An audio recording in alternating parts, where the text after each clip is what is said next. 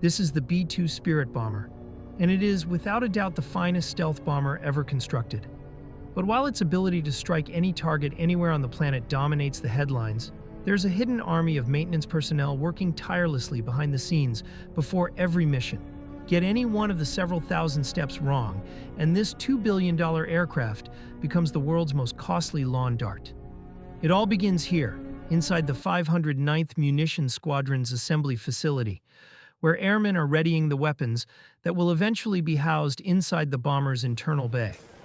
This building is temperature regulated because the guidance sections on these bombs cannot withstand dust or humidity. The temperature remains fixed at 68 degrees, not for the technician's comfort, but for the ring laser gyros within the guidance kits, which will lose calibration if the temperature fluctuates by more than just a few degrees.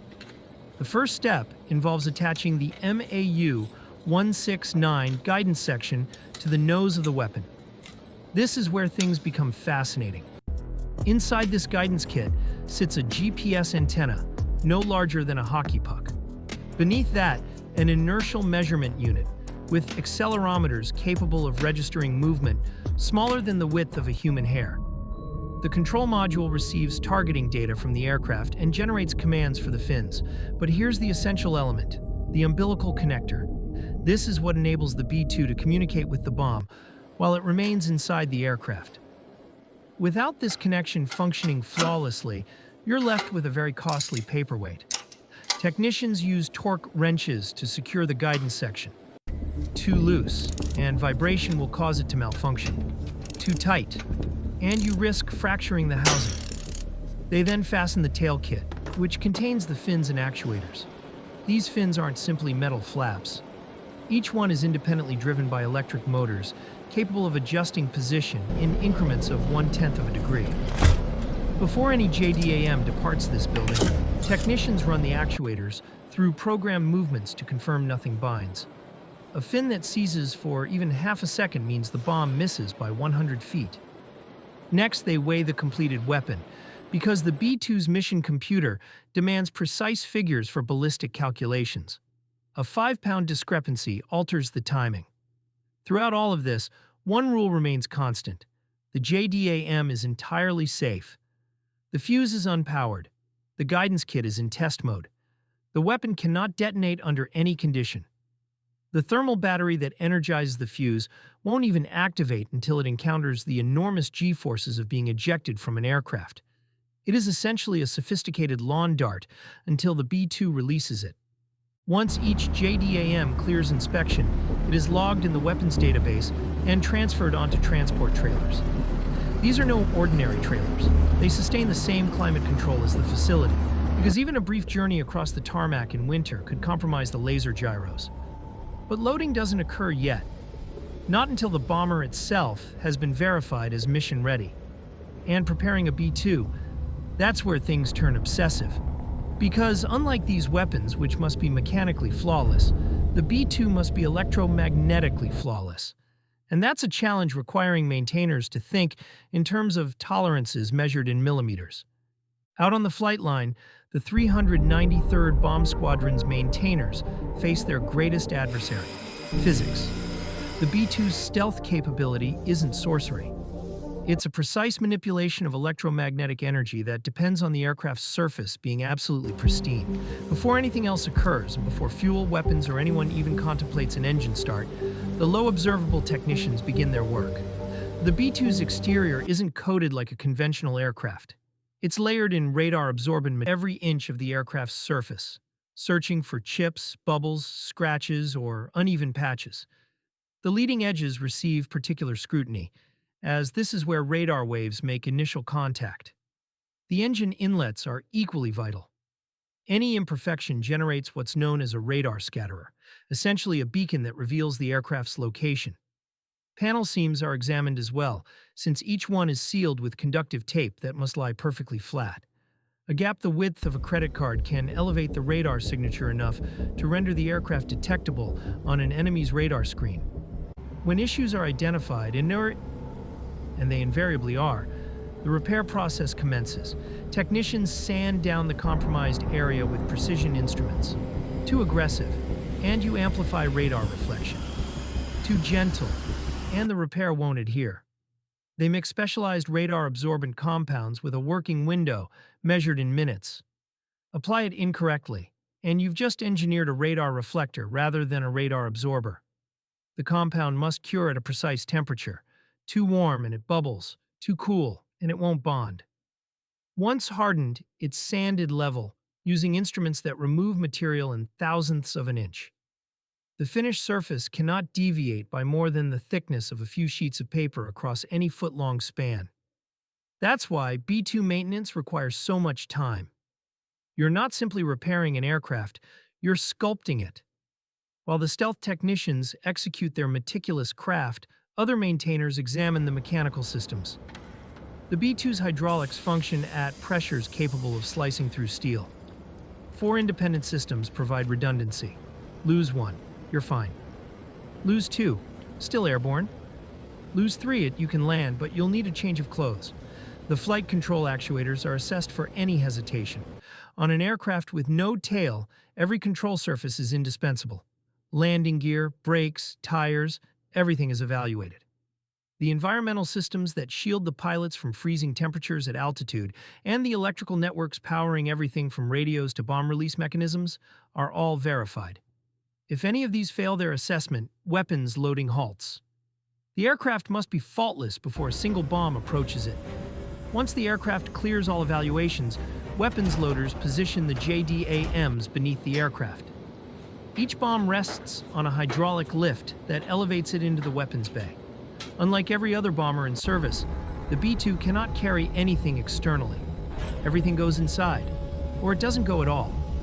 The weapons bay doors are enormous, each weighing roughly as much as an SUV. They operate on hinges that must be precisely aligned, or they'll generate radar reflections. Inside the bay sits the rotary launcher. This is where the B-2 demonstrates its ingenuity. Picture a revolver cylinder scaled up to accommodate bombs.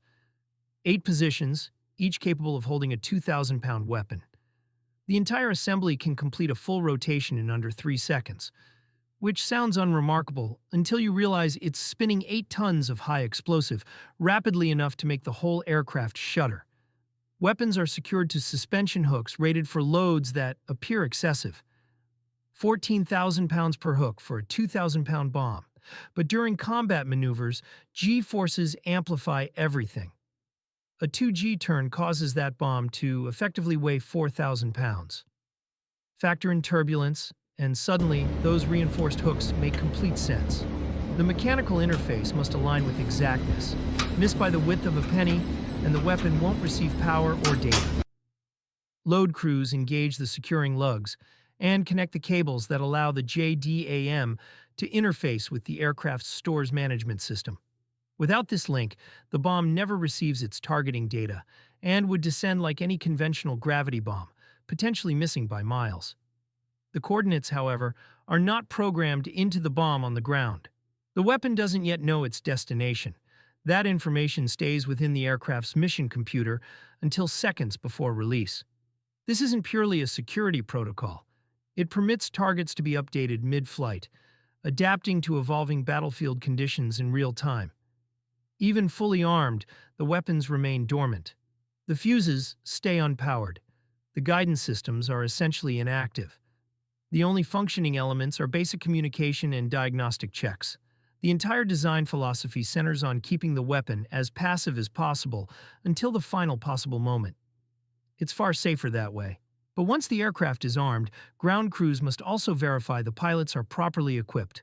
At the 509th Operational Support Squadron's Aircrew Flight Equipment Shop, specialists prepare the gear that sustains B-2 pilots at high altitude. The B-2 operates at elevations where a depressurization incident would prove fatal without immediate access to oxygen high enough. In fact, that pilots require pressure suits rather than conventional oxygen masks. Specialists connect masks to pressure rigs that replicate high-altitude breathing conditions. The mask must deliver oxygen even when the pilot is enduring G-forces, when the simple act of drawing breath feels like someone pressing down on your chest. They verify the microphone communication must function without interruption, even with oxygen flowing, because in an emergency, there's no opportunity to diagnose problems. The helmet alone carries a price tag exceeding most people's homes. But it's far more than mere head protection. It incorporates heads-up displays, night vision compatibility, and flash shielding capable of neutralizing the blinding intensity of a nuclear detonation. The visor can shift from transparent to fully opaque in milliseconds faster than the human eye can register pain from extreme light. The survival vest is reviewed, complete with its emergency locator beacon, signal mirror, and water purification tablets, all designed for the scenario where a B-2 crew must eject over hostile territory. The anti-G suit receives focused attention. Its inflatable chambers must sustain exact pressures. Too low, and the pilot loses consciousness during maneuvers. Too high, and it restricts breathing. These suits are tailored individually to each pilot because what functions for someone standing 6 feet 2 inches won't work for someone at 5 feet 8 inches. In the B-2, where sorties can extend up to 40 hours with aerial refueling, comfort isn't a privilege. It's an operational requirement. Once all preparations are finalized, the ground crew performs one of the most hazardous procedures in the U.S. Air Force: hot pit refueling. Engines running, silver proximity suits, grounding cable first, then 600 gallons per minute flowing until 167,000 pounds of JP-8 are loaded. On a flying wing with no tail, every pound must be precisely balanced. The sound is overwhelming. Hand gestures only. The pilots board through a hatch behind the nose gear, strapping into ejection seats capable of extracting the crew in under a second, even inverted, even at ground level. The cockpit is pure digital, no analog instruments. The mission computer alone has more processing power than the entire Apollo program. 8 minutes of inertial alignment, encrypted GPS loaded, control surface checks complete. 110 feet between nose wheel and main gear. This aircraft demands total anticipation. At maximum weight, nearly the full runway. Once rotation speed is reached, commitment is absolute. 69,200 pounds of thrust overcomes 336,500 pounds of aircraft. The wing generates lift. The B-2 departs the runway. At altitude, 1,000 corrections per second keep this tailless machine stable. The bay doors remain sealed until the last possible moment. When the moment arrives, the doors part. The hooks disengage. The GBU drops away. 2 seconds after release, the fins adjust. Each movement trades altitude for precision. In the final 10 seconds, hundreds of micro-corrections. One last adjustment, just a few feet. When the mission is complete, the B-2 returns the same way it left, unseen, unheard, untouchable. It descends through the clouds, touches down on the same runway it departed, and rolls to a stop. The crew climbs out. Ground crews move in immediately. Within hours, the aircraft is being prepared for the next mission. The same obsessive process, starting over from the beginning. The 509th Bomb Wing maintainers at Whiteman Air Force Base gather around the aircraft. No celebration, no headlines, just professionals doing what they do, making sure the world's most expensive aircraft is ready to fly again. The B-2 is already gone.